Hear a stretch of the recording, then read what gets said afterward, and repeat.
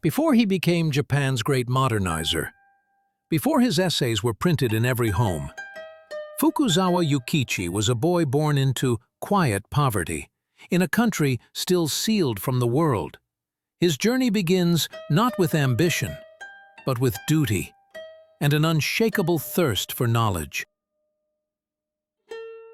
I was born in 1835 in the city of Osaka, but I spent most of my childhood in Nakatsu, in the province of Bungo. My father, a Confucian scholar in the service of the Okudaira clan, died when I was just a year and a half old. He left us nothing. No wealth, no influence.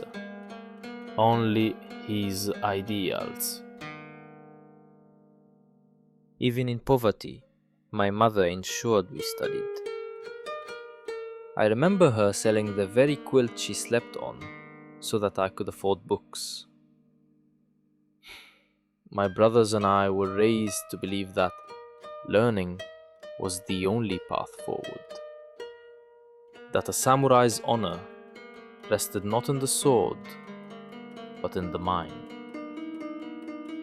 I studied the Chinese classics because I was told they were noble, but I could never accept blind memorization. I asked too many questions. I irritated my teachers. I preferred arithmetic over Confucian morality, logic over reverence. At 16, I was told to continue my studies in medicine. But I did not want to learn the pulse of the wrist. I wanted to understand the pulse of the world. It was in Nagasaki that I first encountered the West, or rather, the Dutch. Their ships came with iron, telescopes, clocks, and books. I didn't understand their language, but I understood this. Japan would not remain untouched forever. I begged my brother to let me study Dutch. He refused, said it was foolish, dangerous, even heretical. So I left home without his blessing and traveled to Osaka. I was 19. I had no money, but I had a goal: to learn the language of those ships. Dutch was a door. I struggled with every vowel, every diagram, but I kept pushing. Then, in 1858, came a greater opportunity. The American consulate opened in Yokohama. I arrived with Dutch in my mouth, but everyone spoke English. I had been studying the wrong key. Still, I started again. I memorized English words from signs, packages, wrappers. I copied letters without knowing their sounds. I was not humiliated. I was motivated. Japan was opening, slowly, reluctantly. The shogunate had sent word. A diplomatic mission would sail to the United States. Fukuzawa, only 25, was chosen to join the delegation. Not as a nobleman, but as a translator. I had never been on a large ship before. I did not know what lay across the ocean. But I boarded with my books, my paper, and a hunger no storm could shake. Before Japan truly opened its gates to the world, one ship dared to sail into the unknown. The Kanrin Maru, a proud vessel of the Tokugawa shogunate, was the first Japanese warship to cross the Pacific Ocean. In 1860, she braved wind and wave, carrying Japan's first diplomatic mission to the United States. Aboard her, samurai, sailors, scholars, and a young interpreter named Fukuzawa Yukichi.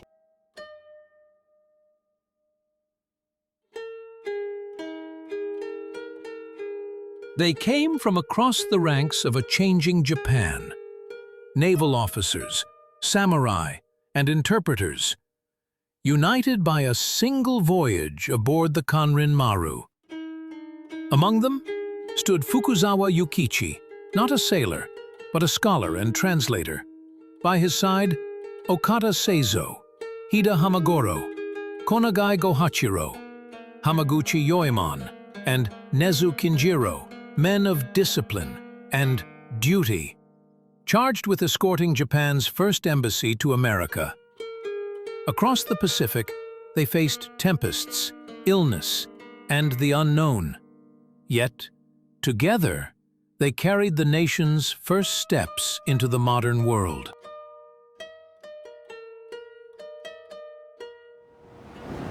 The Pacific crossing was miserable. I had never known such seasickness or such weakness. For days I could not eat. My limbs had no strength. But even then, I forced myself to write, to record every detail. This was my duty, and I would not return to Japan empty.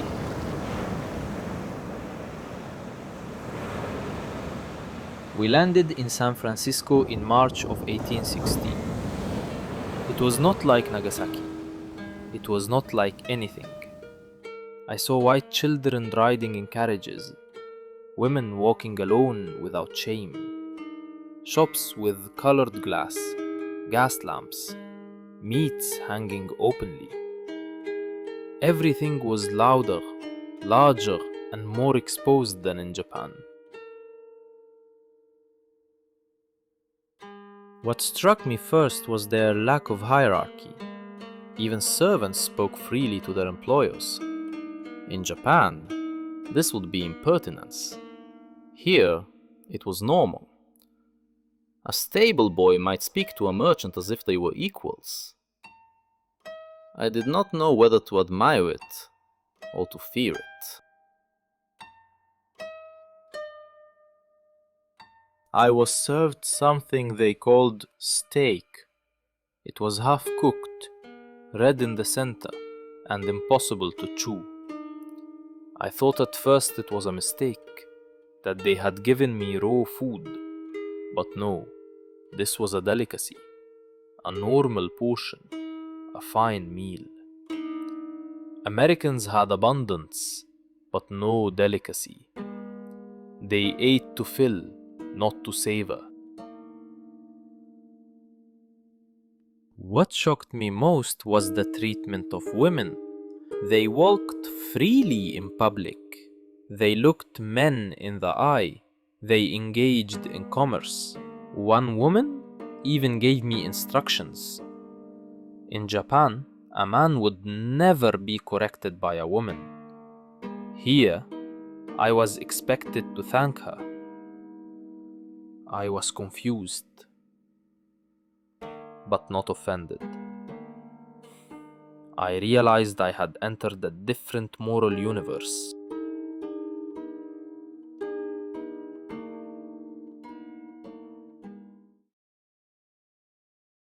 Their tools for learning amazed me. Steel pens, printed textbooks, blackboards large enough for an entire room. The precision of their instruments far exceeded ours. And yet, they learned casually.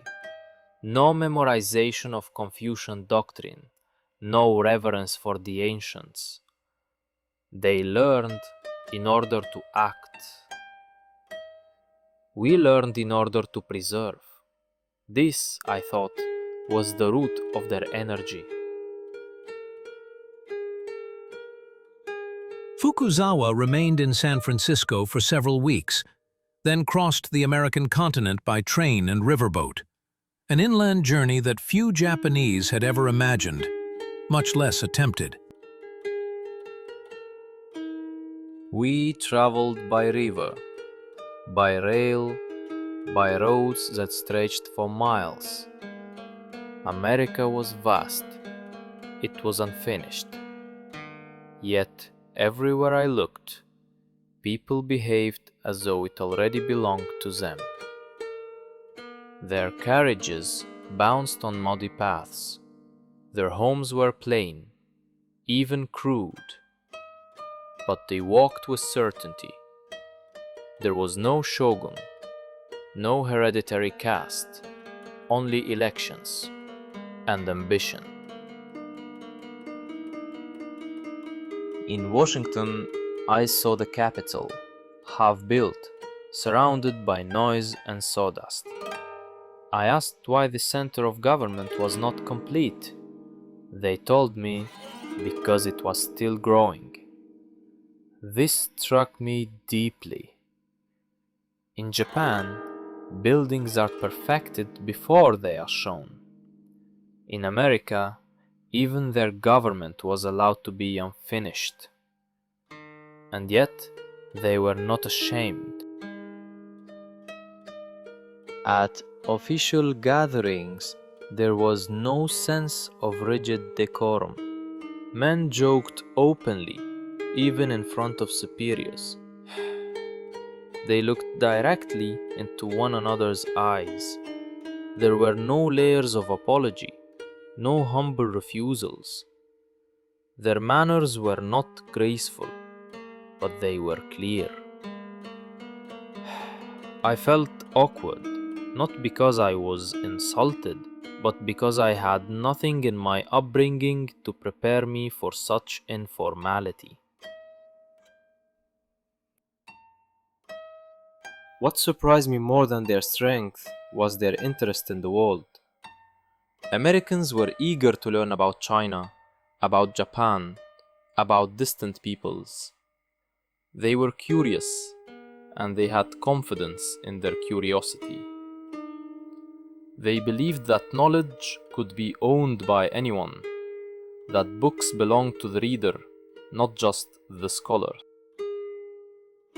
I began to reflect on the difference not only in our societies, but in our spirits. The Japanese mind, so careful, so obedient. The American mind, so bold, so self-directed. I did not think one better than the other, only that we would not survive much longer unless we understood the difference. The voyage home brought more than memories. Fukuzawa returned with questions Japan was not ready to ask. What gives a society strength? What gives an individual freedom? And how much must be sacrificed to gain them? On the journey home, the sea was calmer, but my thoughts were not. I filled page after page, not with admiration, but with observations. I did not want to become an American, but I could not forget what I had seen. Their civilization was uneven. Their cities were dirty. Their manners were coarse. Yet their society allowed individuals to think, to act, to rise.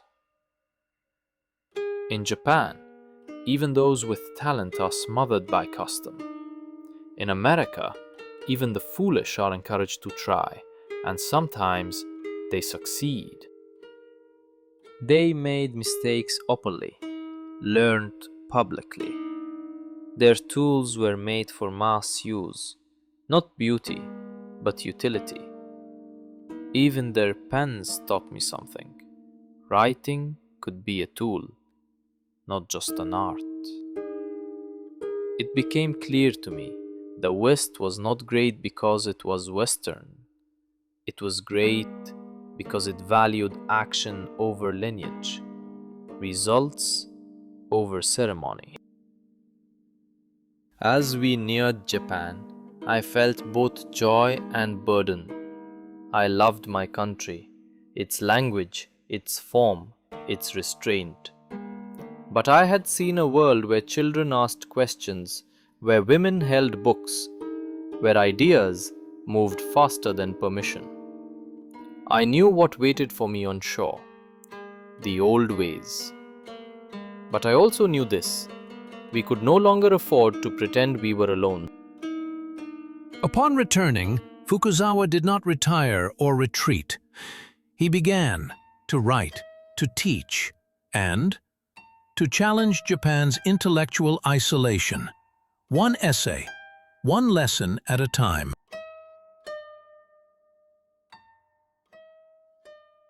When I founded Keiyo-Gijuku in 1858, I did not intend to start a university.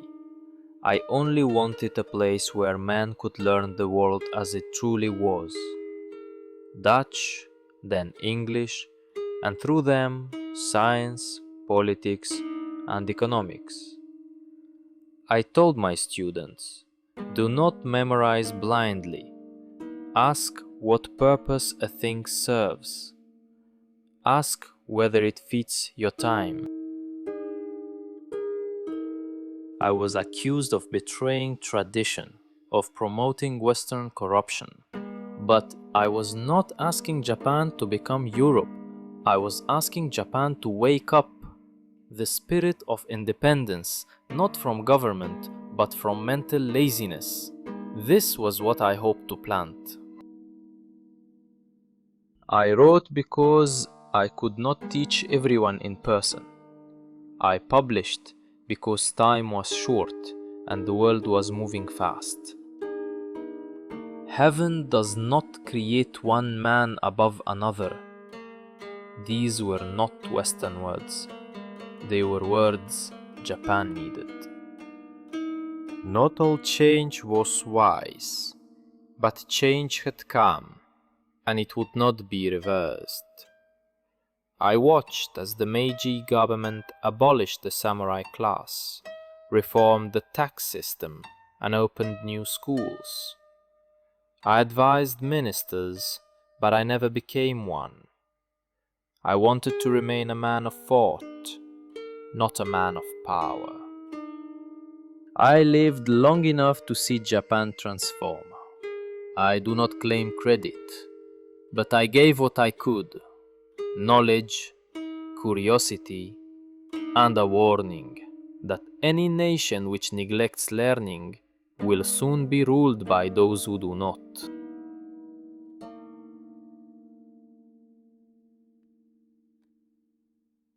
Fukuzawa Yukichi died in 1901. His writings influenced generations. His face now appears on the Japanese 10,000 yen note. But perhaps his greatest legacy is not what he built, but what he challenged Japan to become.